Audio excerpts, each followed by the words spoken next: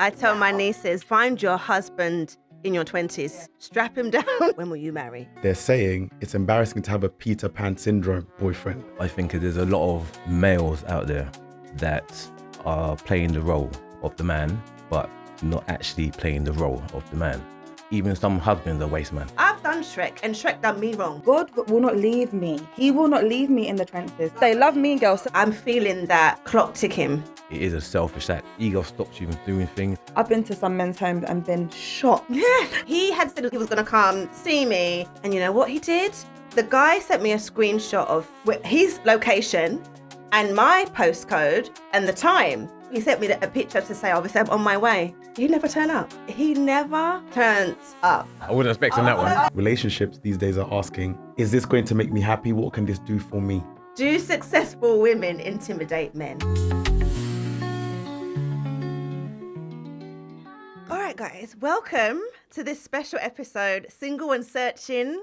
Why are so many of us single? I can't wait till we get stuck in. I want the audience to know the types of movers and shakers that we have at the table today. So do you want to just give a quick intro, like just quickly 30 seconds, who you are and what you do? If we start with you, Alicia. Amazing. My name's Alicia Richardson. I'm the founder of Black Create Connect Community and also Create Connect Employer Marketing Agency. We focus on creator and community-led marketing. That's a quick 30-second intro to me. Perfect. Yeah. I'm Gus Nyberg, and I'm a transformational speaker and theologian. So I'm very much around empowerment, changing people's mindsets, frameworks, and essentially just giving them the platform to live life on a better standard. Awesome. I'm Gavin Thomas.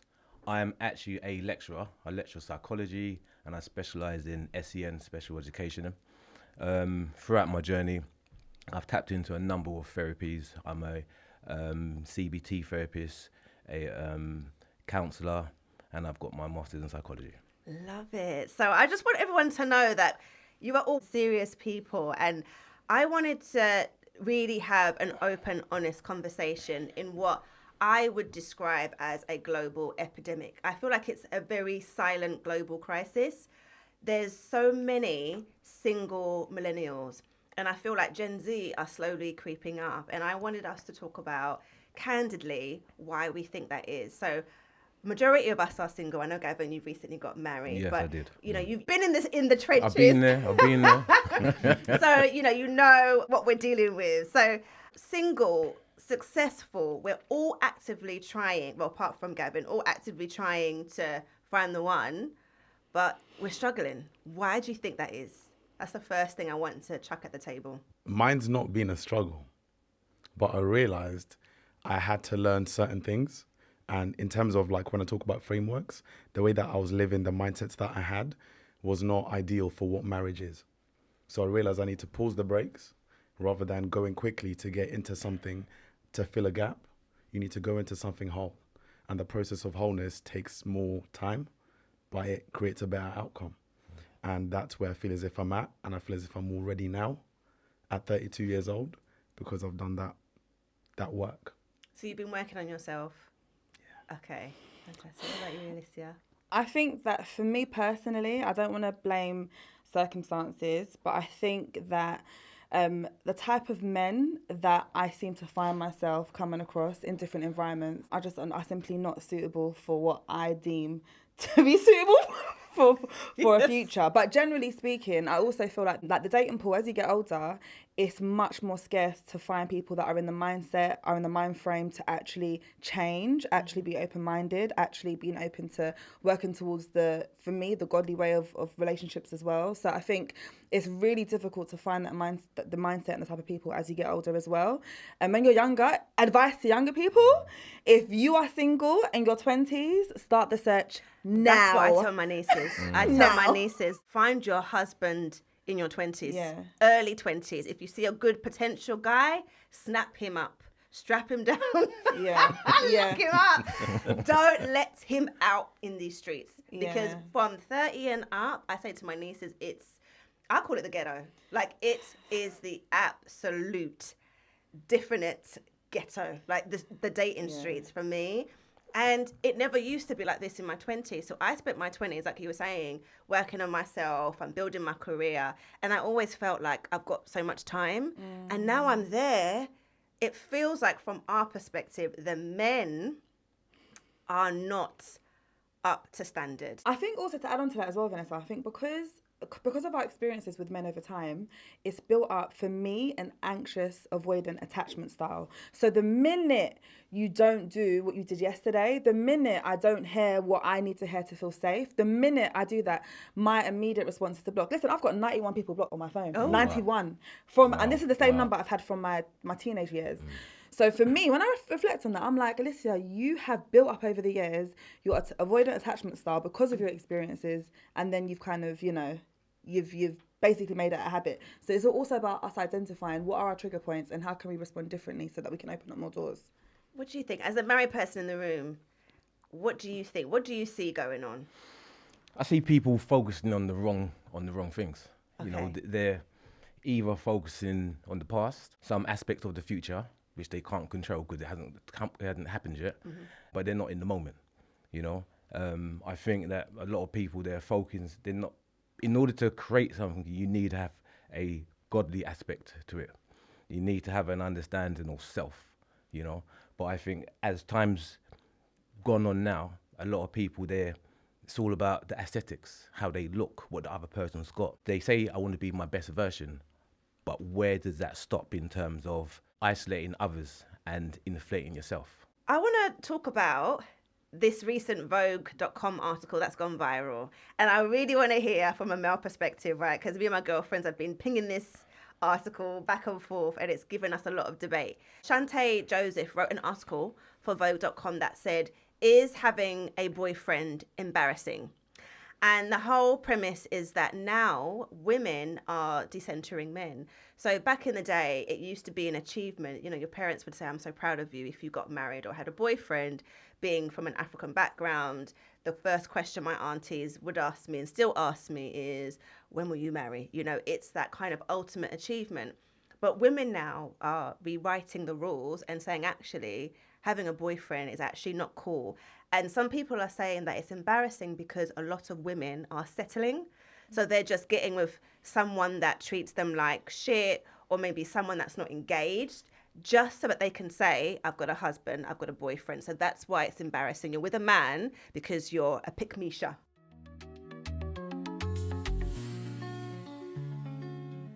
What do you as the guys in the room think, first of all? I don't think, and I'm not trying to say that the women don't know what they're talking about. Go ahead. But what I feel is they're not saying it's embarrassing to have a boyfriend. They're saying it's embarrassing to have a Peter Pan syndrome boyfriend. Because when they're really talking about this, I'm sure I can try and guess. If I was to speak to her, she'd probably say she would list qualities of men that are not reaching the certain standard. Is that covering all men? Absolutely not. But I think when people are jumping into a space or relationship from a place of desperation in attachment or relationship, rather than wholeness and selective interdependence, then you're going to have a problem. So I think when you value relationships so much and it defines who you are, you're more likely to settle to get the status. Yeah. When you're functioning from a place of wholeness, you're saying, my community is so good, you have to be a certain level to bring me out from here. Yeah. And what people are doing is, instead of holding men accountable to say, you need to level up to bring me out from here, they're saying, I'll lower myself to get you. Of course you're going to have a problem. What do you think? I can fully agree with that. I think it's a case of, well, number one, it's about the age, it's about culture, it's about environment. But I think there's a lot of males out there that are playing the role of the man, but not actually playing the role of the man. So I fully understand it when a woman would say that they would prefer to have a husband, because that comes with status, but in truth, even some husbands are waste man, even some husbands won't do what they should be doing. Do I think that it's the right word to say it's embarrassing to have a boyfriend? No, I don't. I think when you meet someone, it's a journey, and at some point that person will be your boyfriend. Depending on how close and how well you can connect will depend on how fast you can evolve this actual situation. So I don't really agree with the word embarrassing, but I can get the point that they're saying. I feel like maybe the embarrassment part is around, maybe as women, I feel like a lot of us are just tired as well. We're tired. When we say embarrassed, I personally feel like it is really embarrassing to see what is out here in these streets. And I have to be very candid from what I see. And I know it's just one data point, right? I know there are good men out there. I don't know where they are, but I know that they are out there, right? Yes. There's one here. Exactly. He's left. That's the thing. They're all married. The good men are married. And the men that are not married, well, you know, it's really something. And so I feel that when the writer was talking about embarrassing, it's like, well, this is what we have left. So if this is what we have left, having a boyfriend from this mess is really embarrassing. I have been ghosted. You know, when you give someone your number, maybe, who you think, oh, I wouldn't, you know, typically give you my number, or maybe you're not my type, and they ghost you. Right? That's embarrassing. It's like, that is embarrassing. I gave you a chance and you are ghosting me, you're blocking me. Those are the types of behaviors that we are seeing. And this whole, I don't know if you've seen it on socials, but Shrek. So they're saying to women, go for the guy that's not the person you are attracted to, but maybe likes you more than them. So Shrek is a bit harsh, but it means someone that you're not attracted to, right? I said in the comments, I've done Shrek and Shrek done me wrong. Like, it doesn't matter, even if it's a Shrek. I'm finding that men are having the audacity. And I think that's what's embarrassing. It's like, there's no respect, there's no appreciation for women. It's also very much, I feel that, I don't know if social media plays a part, but I'm finding that men feel that they have so much more options. It feels that men are dating multiple women at the same time, have got a roster of 10 women or so. All of these things, I think, are contributing to this kind of whole notion around, you know what, I think the dating scene is embarrassing. Why am I going to bother? I think for me, I'm just like, I'm now focused on my career now. I'm just like, I'm leaving this. I feel like I need to just focus on one thing. That's where I am at. I don't know what you think, Alicia. So I hear you loud and clear. But I am trying to reframe my mindset into having an abundance mindset and to thinking to myself, do you know what? God will not leave me. He will not leave me in the trenches. So there's the element of faith that comes into it, where I'm like, I'm being refined at the moment. And I saw a video yesterday actually about how sometimes, again, not everyone's not necessarily a Christian, but my perspective is God always refines people so that they can almost be a reflection of him in different ways. So for me, I think to myself, maybe I need to be refined some more before I even enter a relationship to be the best person I can as a mother and as a wife. I'm not blaming myself, but I also think to myself, okay, and also there's some men that I would have wanted, say 5 years ago, that I was dating. I thank God they did what they did. I thank God I didn't choose my forever partner 5 years ago, even 2 years ago. I'm so happy I didn't. In hindsight and reflection, sometimes I look at some of the men that I thought were great and that I gave a chance, and the Shreks and all the rest of it, and I thank God they made themselves not an option. So for me, I think to myself, do you know what? Let me be the best person I can be in every scenario, and let me show up and be, you know, just whoever I can be, and it would actually detract. I know for a fact I have put off some men by my level of kindness, by my level of niceness, by my level of grace. I've put them off because maybe they like Mean Girls. Yeah, they love him. They love Mean Girls. So when I've been told by several men, don't be nice. You're too nice. Yeah. I've been told by guys, I'm like, thank you for letting me know, because now you've shown me that I can't fall in love with you. I can still be nice to you, but I can never fall in love with you. So I think for me, I'm just like, let me maintain my energy. Let me, stay in my feminine. I'm not letting no man rock me out of that. And the right man's going to come and find me. Okay, so you're in a positive frame of mind, which I think is great. But then I also feel like, I don't know if it's because I'm nearing 40 that I'm feeling a bit scared. Like, I want to have kids and I don't want to rush it. I'm feeling that clock ticking.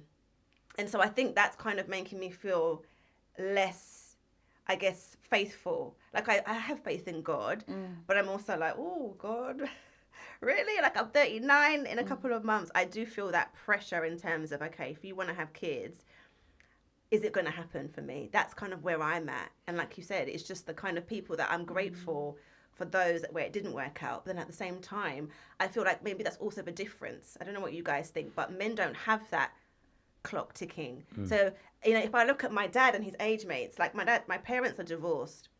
So they're both single. My mum is like, I never want to see another man as long as I live. That's fine for her. My dad, players gone play in their 70s. So it feels like you can be a player for life as a man. But as a woman, it's like we can't necessarily do that if we want to have a family. It's like men have that luxury, whereas women don't. Do you feel that's maybe why men are just playing games, even in their 40s? I think they're playing games because they haven't grown up, number one. This is simple. They haven't grown up. There's an element of their maturity that still needs to be developed. When I was younger, I'm going to make that clear, younger. I used to play the field and just have a good time. But over time, I realized that while I'm having a good time, I'm hurting somebody else. Yeah. There's two people here, and when you're doing those selfish acts, it is what it says on the tin. It is a selfish act. You're looking at self. You're not looking at anybody else. You're looking at your good times for your moment. But what you don't know is you're leaving this trauma, a trail of trauma coming up. And then obviously now this is going to affect the person when they're moving on to somebody else. So me personally, I think that those guys they just got a lot of growing up to do, and it could be because they've been spoiled when they were younger and they think they can continue life like this. But at some point, that behavior has to stop. What do you think, Gus? So my mind went back to when you're talking about your personal experience and also Alicia's comment. I think perception is everything. And there's something called confirmation bias, which is that essentially when you believe something, your brain is very good at telling you and showing you the fact of what you believe already. It doesn't show you the full story. It just reinforces what you believe. So I think the moment we have these beliefs or mindsets around men could be like this or this can't happen anymore, your brain is good at reinforcing that. Which is why, for me, very much is rooted down in what's my belief in God. And that's where it comes down to me for. So if God tells me in terms of character, this is who you need to be, this is what you need to become, and that naturally attracts this kind of person, I just lean on that. And when you change your beliefs in terms of how you see life and what opportunities available and the optimism, your brain then reinforces that. And suddenly you're working from a place of contentment. Nobody can sense a sense of desperation to get into this because I'm not desperate for it. I'm actually content in what I am, irregardless of the time. And I know that who I'm becoming in my contentment will naturally attract that kind of person who also has confirmation bias of a beautiful woman who's successful. And you meet them. But I think when we kind of have this thing of, I need to get into this, everyone feels anxious when they meet you. And it's like, I don't know what to do. What are you doing? What are we doing? Because there's a lot of anxiety in the air. But when you have a feeling of contentment, people think clearly and it attracts someone. It attracts the right person. So that's the kind of way that I see it. As for men, I just agree with that. There's a lot of growing up that needs to be done in terms of responsibility. And I'll say this. Leadership as a man is not because of your gender. It's not something you're born with because you're a man. It's an office that you earn. So I think more men need to understand that. Have I earned that office of respect? If you haven't, what are you expecting? What are you demanding? Do you kind of say? Because I fully agree with you. Because my behaviors from when I was young to now as a married man, my perspective is totally different on love, on relationship, on connection, on vulnerability. All these aspects I didn't really have when I was younger. Why? Because I got my ego, and ego is the word. I use this word all the time. Ego stops you from doing things. It stops you from progressing, stops you from learning.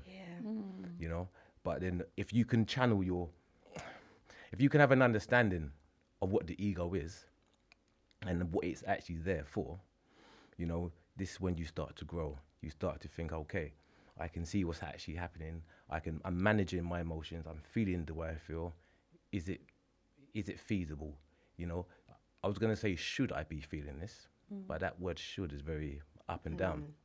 So, is it acceptable, for me to be feeling the way I'm feeling because I'm bored, because I'm lonely, Yeah.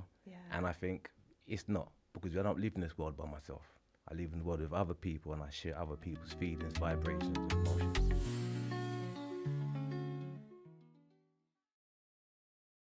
that's a good segue to the next topic that I want to talk about.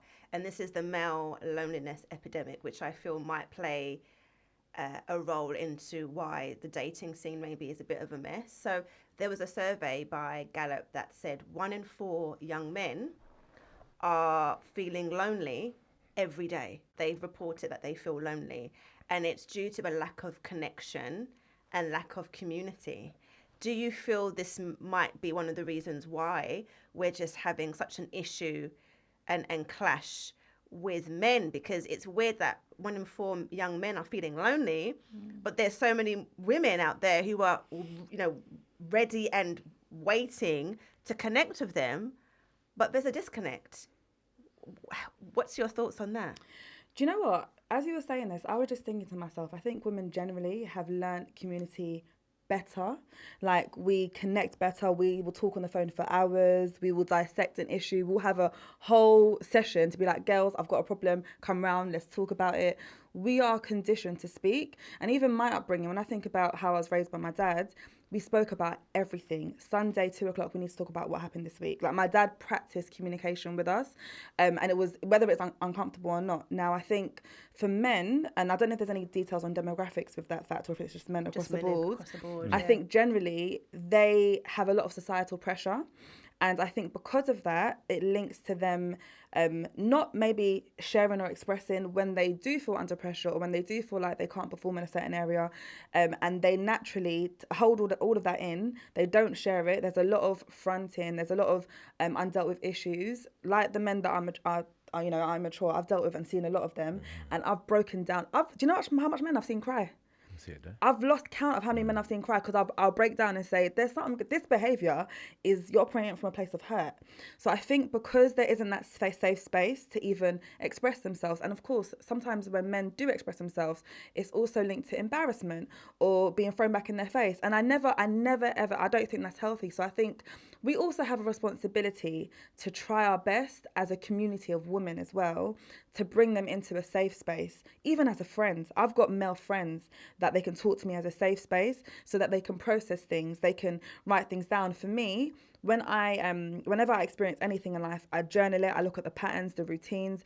A lot of men need to do more reflecting, need to understand, how did I get from A to B? How did that make me feel? Why did that make me feel like that? So I think it's them just operating in a place of, I need to provide, I need to just, be the man, and I need to do these things to just almost soothe me. So have these women to soothe me and make me feel good, but they're not doing the deeper inner work. And I think that is what links to the stat that you just shared.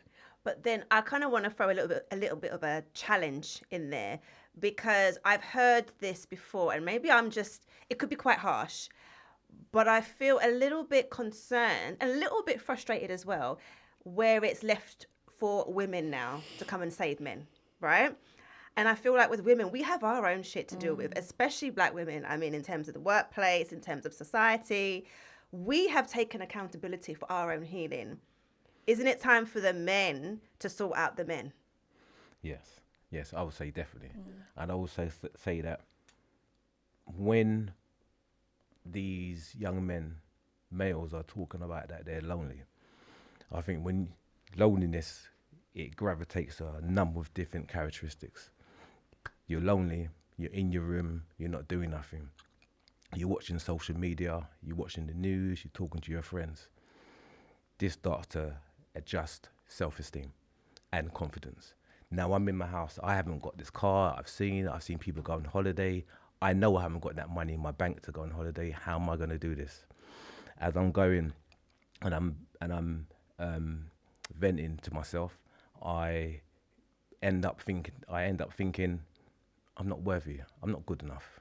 So I'm going to stay in. Now there are people that I can reach out to. I know I've got friends, I've got family, people I can reach out to.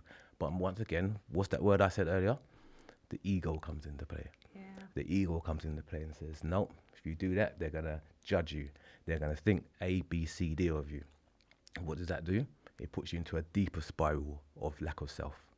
What does it do? You end up staying in the room by yourself, not calling no one, not reaching out. And it's just a continuous loop. There are people out there that we can reach out to, but I think it is about the self-development. once you start to acknowledge, okay, there's areas in my life that I do need to work on, because we all do need to work on them and not ignore them.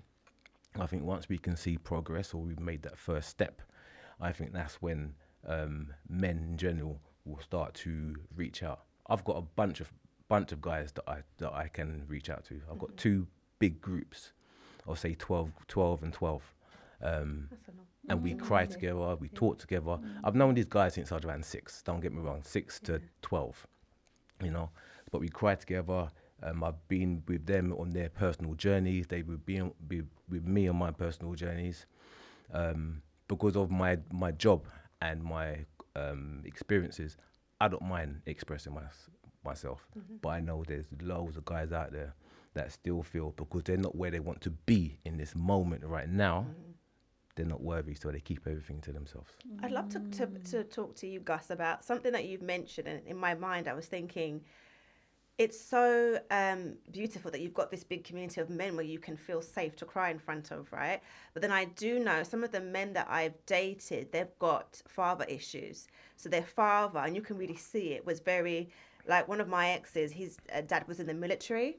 So he was very strict, very, very tough, and it kind of hardened him. So there are some guys that maybe don't have that community. And like, even some guys that I have dated, like their friends are just the same as them, immature, ego-driven.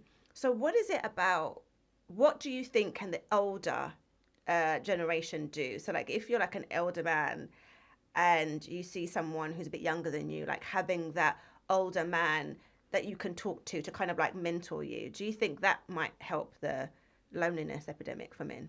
Yes, but I've got a very nuanced answer here. Go ahead.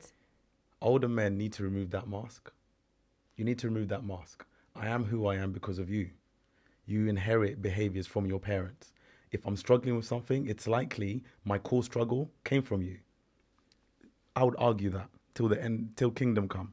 So older men need to actually be more transparent, because when you are faced with a river, could be some form of addiction, and you dealt with it in a crazy way, and you crossed over to the other side and you've got some battle wounds, your responsibility is to show the younger generation how to cross this river with less battle wounds, and the next generation does the same. The issue is that a lot of men are making the younger generation face that river alone. Yeah. And they're just saying, freestyle it, make it. Yeah. I'm not even going to give you what I did to the point that I succeeded, figure out the rest. They're just saying, I never went through this. I swam through it perfectly.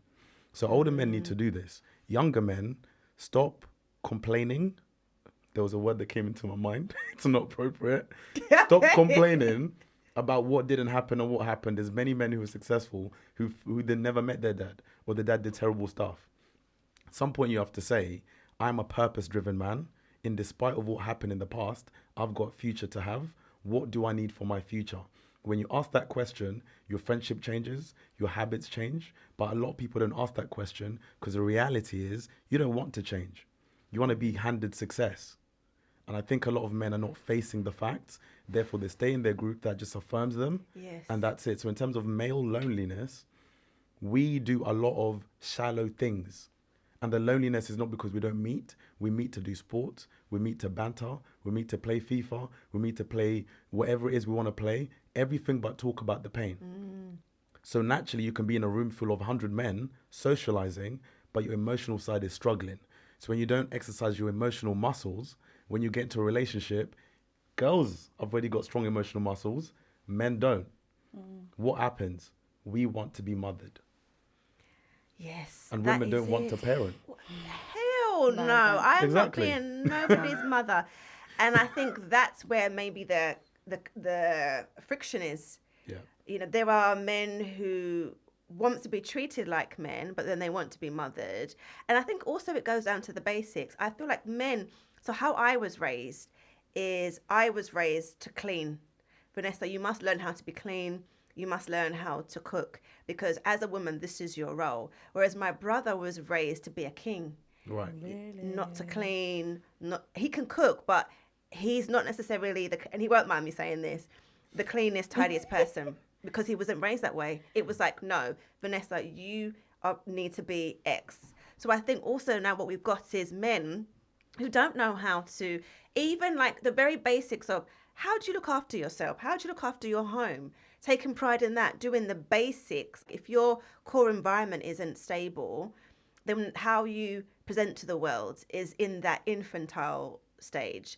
I mean, and we joke about this, but I've been to a lot of guys' houses and I've dated, even when I've dated them, I always say this, if it was just men in the world, and forgive me, I don't want to stereotype, but this is a joke, but it kind of might make a bit sense.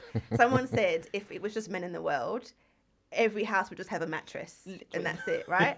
So I know as women, we bring in the design, the flair, whatever. In some occasions, not all, there are some men who are really good at, I guess, interior design, but I guess it's just that sense of, yes, understanding that, women, we bring something, but then at the same time, there are men that are just like, they're just not really expecting to do anything. I think it's just like that difference of, like when, for example, I've had a guy at my house, I make sure that they're comfortable, I make sure that there's things that they have. And then when I go to their house, it's like, do you have any toilet paper? It's like, even those small things, I'm like, God damn. So emotionally unavailable, environmentally unavailable, like it just, the list kind of goes on. That's just from like my perspective. I don't know what you think about that. Do you know what? So you mentioned a really good point about having 12 set of men around you. Both of you did actually, and spoke about the environment and community that you have.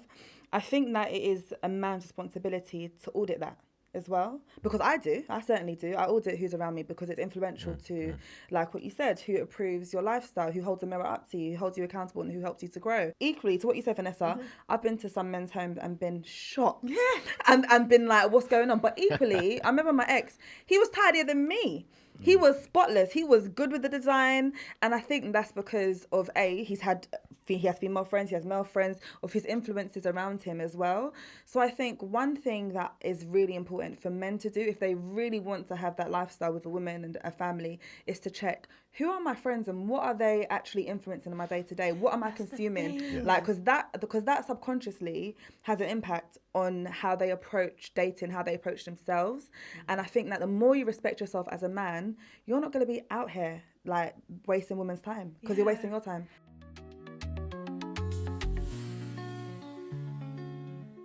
Do you know what I've also experienced, and I want to touch on this before we go to the next topic, is kindness. I've dated pre-pandemic. That was like my last relationship. I feel like post-pandemic, it's like kindness is not in the dating scene at all.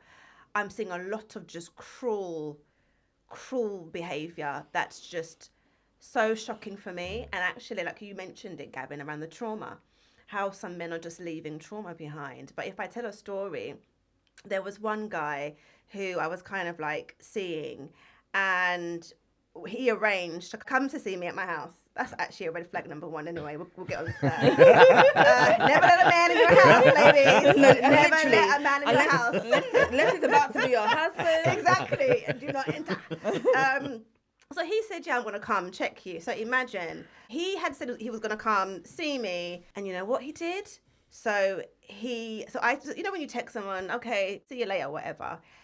The guy sent me a screenshot of his location and my postcode and the time. So he sent me a picture to say, obviously, I'm on my way. He never turned up. He never turned up. This is in 2025. He never turned up. I didn't think you were going to say that. Not that. I wouldn't expect that. I'm still waiting for like an after bit. Never turned up.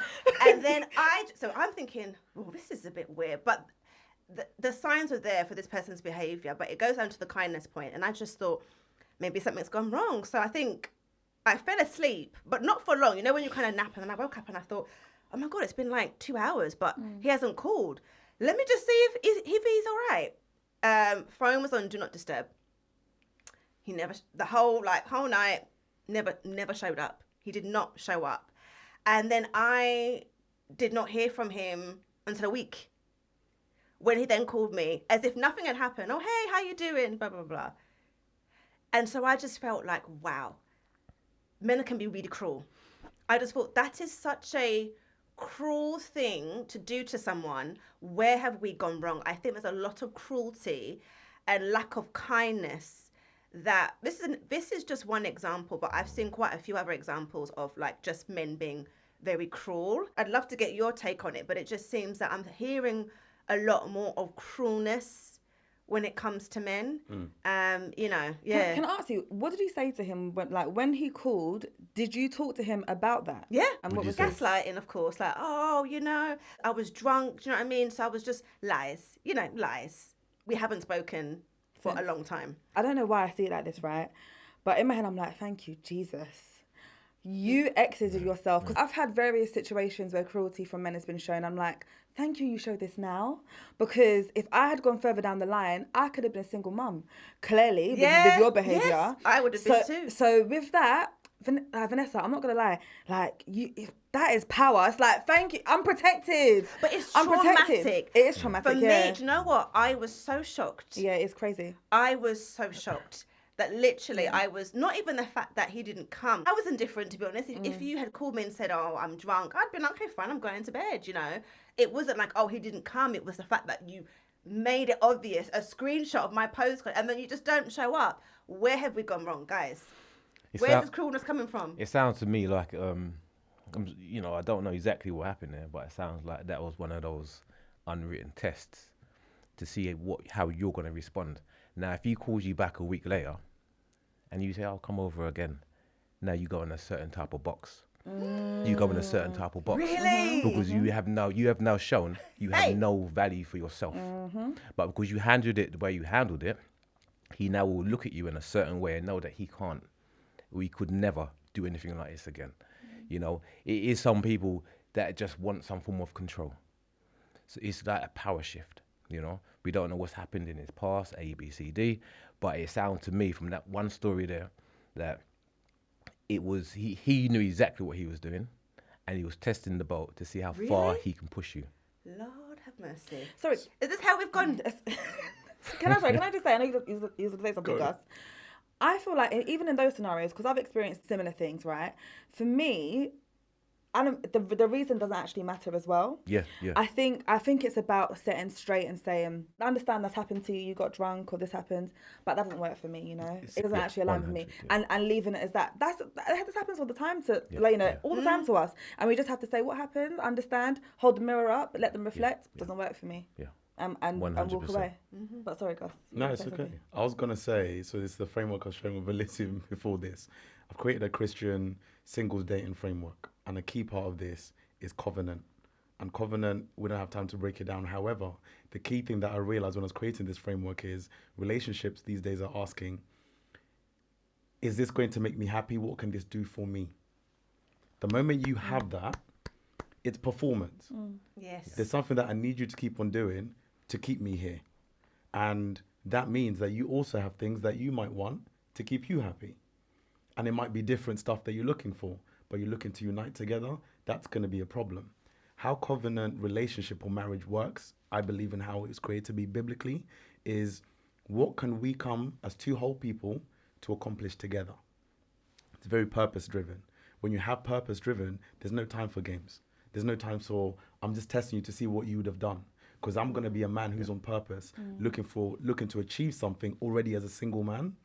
And I know what I can accomplish with a woman who's equal to me is greater than what I could do by myself. Therefore, I'm looking for certain traits. And when I find you, because you're a rare commodity, I want to snap you up. If I have to play games with you, I'm not a purpose-driven man. I don't know what I'm doing. I'm here for performance. Yes. And I'm here for me to be gratified. Yeah. So I think dating in itself, that's the issue. And I think what you've experienced is where the cruelty comes from. The moment it's what can you do for me, cruelty follows quickly. Because the moment you can't do it, which is human, because all of us will fail on our own standards, I'm leaving you. That's cruel.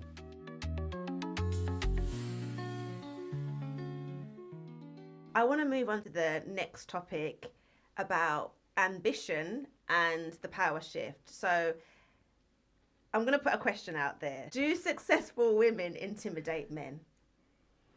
So would myself and Alicia, would we intimidate maybe your friends, people in your circle, guys you know, based on our profile, our achievements? Personally, not one bit. Lies. Okay, not thank you. And I can tell you why. I believe him. I do not believe you. Because Lies you because tell. I love myself enough. I love myself enough to know that I can do what I need to do. You are on your path and I'm on my path. It doesn't mean just because you're a woman that you cannot be more successful within a certain area than me, or vice versa. Now, there are blatantly guys out there that do have that mentality. You know, she's the woman, she must, you know, she can't get paid more than me, A, B, C, D. But I'm a professional, and I've studied and I've worked hard enough to know that I am where I am now because God's placed me right here, right now. You know, you are where you are. And if we can join together and we can suck out each other's goodness to make effectively what I think roughly what you were saying, to make a bigger whole, I think that's just literally what it's all about. When a guy, he feels threatened, it just comes down to his own self-esteem, his own confidence, his own self-love, and he needs to get on that journey of self-discovery for himself. Yeah. Sorry, I have a question to just to kind of bounce off what Vanessa said. So the money itself, I know men don't care about how much money women make. I know that categorically, they don't care. But my question, to think more broadly, is are men intimidated by the fact that women potentially are very secure and don't necessarily need them as well? So their level of lifestyle, their standard of just what they expect in life is higher because they live like this.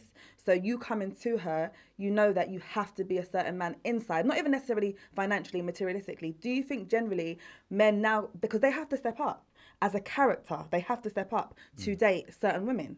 So that's more the question that I think we're kind of leaning into. Like the money is whatever, but do you think character-wise, if they haven't healed, if they don't have the right circle, if they're not in the right circumstances, if they can't go on these holidays and, you know, and have these enjoyable moments, do you think that actually impacts a man's self-esteem when it comes to dating and approaching certain type of women? Some men, yes. Okay. Let me say this. I think the value systems here is the issue. The moment you value things according to money and you put people on a ranking according to money, then there'll be issues for sure. Because whoever has less feels less than. But the issue is this: God never made marriage to be about financial stability. It was all to do with partnership of what you can achieve together. So if you view yourself as my value as Gus is made in money, then sure, I'll be intimidated to step up to you because you make more than me. But if I know God is the one who's created me and I'm on a purpose-driven life, what I'm achieving is enough. My identity is complete. I'm a whole man. A woman who's got more money than me is a gift. And it's a tool that she brings in for us to use together. Yeah. The issues that we have is the weaponization of your status. That's the problem. And I think that's where men's fear is. How you might treat me, it's not to say that all women are like this, but how you might treat me because of your money when things go wrong, if our relationship is not built on purpose, I fear that you might just tell me, I'm going to use my money and it's my house, get out. Yeah. But if a man is in a space where you have purpose and it's covenant and there's no fear of that, I think more men will be more up to it. That being said, men have to step up to the plate. We do that for our careers. You want a better job? We level ourselves up to get into the big boy company. But you are trying to get a woman of a certain place and achievement while staying down here. That doesn't work. I hear what you're saying, but I also don't think it's like the money thing is, of course, when we're a partnership, we come together, we do things. I don't see it as a thing. It's also the level of conversation and mindset, you know. It's like, how you advise me as my man? Yes. Like what did you do today? What did I want to get advice from you. Do you understand? I want to come to you as a woman and be able to look up to you and respect you. And I think that is linked to the life that you live and to what you have. And naturally so, people that, and it's fine, but naturally. But I see you. Oh, but the reason why it's not about the money. Yeah. I think what she's saying is the life that you live. Journaling, reading. Beyond the money? Yes, it's okay, about, we agree. Because we agree. I feel you. I had one ex that didn't read. And for me, that's one of the reasons why I think we didn't work out. Not because he earned less than me. He didn't read. He didn't educate himself. That was a big issue for me. I'm like, how can you not read a book? How can you not read the news? So you're right. It's like men, I feel it would be great if men were doing all of those things, like, you know, working on their mental health, getting a therapist, exercising, eating healthy, reading, bettering themselves, educating themselves on even like AI, like all of these things that are coming out, so that you can be like resourceful. And for me, I feel like a resourceful man is amazing. Like even, for example, carrying my bags, I find that's quite like resourceful. It helps. Or if you see something in my flat that's broken, like, hey babe, I just had a go at this and I fixed it for you. Like, men are just sitting there. Go on. It's like we're in a classroom. The reason why I'm so big on this topic is this. I go back to finances, and I'm not saying this is the two of you, but for a lot of women, the moment they reach a certain bracket, your bracket as a man determines your entry requirement. And that's why I'm saying it's a problem. Because marriage is supposed to be around the things that you've just mentioned there. It's the other things away from the money. What can we create together? But the moment you say, I earn 80K, it's my entry requirement, you need to be near 80K, you might have missed out on your ideal covenant marriage guy. But you know why women say that? I say that because of men who I've been with, they have had an issue with earning less than me. So it's not that I want a guy that earns the same, because I have a financial barrier. It's because I've had hell when a guy does not meet it and he thinks he can handle it and he can't. It's coming from our trauma. We're saying, I've been there, done that, so he needs to earn a certain level of income because he can't deal with that, not us. It's more so because of how men have behaved. And just to add to that, again, for me, I don't necessarily have like an entry financial requirement per se, but it's just more so about our lifestyle, right? And what we can do with our time and money. So if I'm now restricted because of my lifestyle, because of the choices that you've made, I then feel like, okay, is it really worth restricting the life that I'm used to living for this love and for this covenant? And sometimes it might be a yes, right?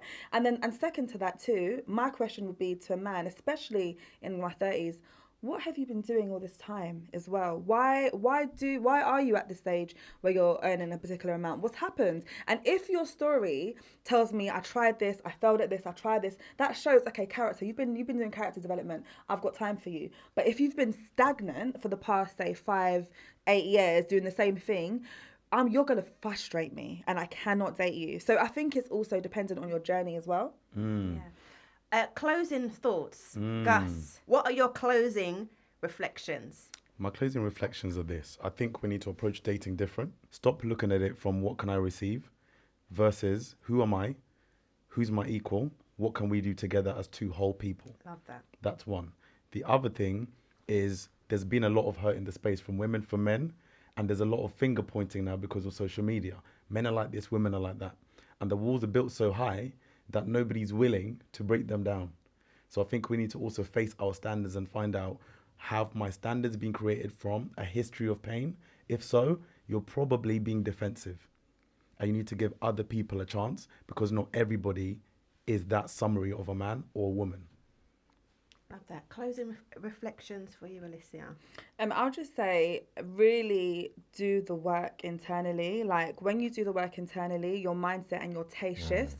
And that even might mean fasting. Fasting isn't just necessarily starving yourself, but maybe pause, be in a certain environments or having certain conversations or entertaining certain type of people, because after a while, your taste might change. And I always write down every guy that I date, every single one, I've got notes on all of them. Or no, I'm not. Me and ChatGPT. I'm not joking. I've got a ChatGPT like when I for talk you. to them, because I'm not gonna remember everything. So the good things you say, I'm like, okay, that's good. Amber flags, okay. Let me keep a note of that. I write things down, and what that helps me to do over time is to look at patterns in who I'm dating and what I'm really enjoying, what works well for me as well. And I also look at my amber flags and my things. I say, Alicia, you've got a tendency to do block right now. Don't do it. Okay, this is good. You're gonna push past this habit. So I think it's being reflective, doing the work, and also keeping note of what doesn't work for you. Gavin. There needs to be an element of acceptance. And when I say acceptance, I think we come with different qualities. Man comes with quality, woman comes with quality. Sometimes I think the woman expects the man to have the woman's quality and the man expects the woman to have the man's quality. We come with different energies, different vibrations. And I think if there can be an element of acceptance for example, when my wife's being emotional, I could look at it as a direct caveman and just look at the behavior. The behavior is the logic. This is what I can see. Why are you doing this? It doesn't make sense, A, B, C, D. But as I've evolved and I've grown, and I've matured. I realised, well, I need to touch these emotions first. I need to touch these feelings first. You know, it's about acceptance, and it's about looking at what areas of self you can develop. You know, I speak to couples, and they're saying, "Oh, he's doing this," or she hasn't done that, and I think, but what could you improve if you came with your best self, and he came with his best self? You would have a best self relationship. Perfect. You know, rather than pointing fingers, A, B, C, D, because no one's perfect. You can't come here and tell me, boom, he's doing this and she's doing that, but I'm perfect. That don't make sense. With the areas that you're not, you know, so perfect in, may be the areas that are jarring this other person. So it's about self-reflecting and understanding that journey for self. I love it. Time is up. I want to thank you all for joining this conversation. We definitely will need a part 2, 3, 4, 5. It's the start of a conversation that I'm just so passionate about having, because I see it as a crisis and I want to have people talk about it. So thank you for being Thank you. Thank you for having us. Thank you.